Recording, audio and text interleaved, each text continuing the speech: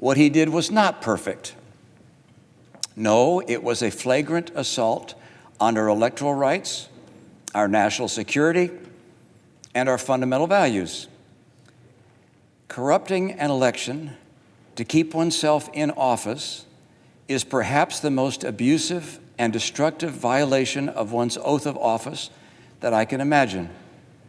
Were I to ignore the evidence that has been presented and disregard what I believe my oath and the Constitution demands of me for the sake of a partisan end, it would, I fear, expose my character to history's rebuke and the censure of my own conscience.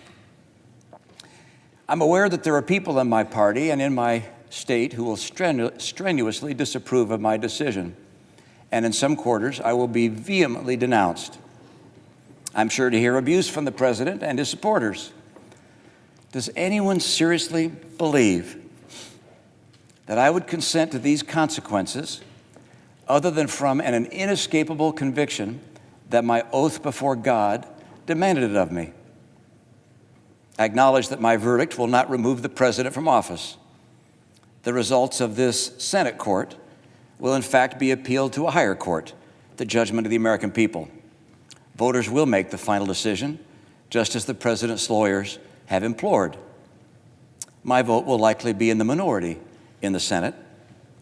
But irrespective of these things, with my vote, I will tell my children and their children that I did my duty to the best of my ability, believing that my country expected it of me.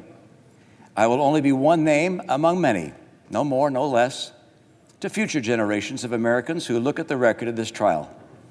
They will note merely that I was among the senators who determined that what the president did was wrong, grievously wrong. We are all footnotes at best in the annals of history, but in the most powerful nation on earth, the nation conceived in liberty and justice, that distinction is enough for any citizen.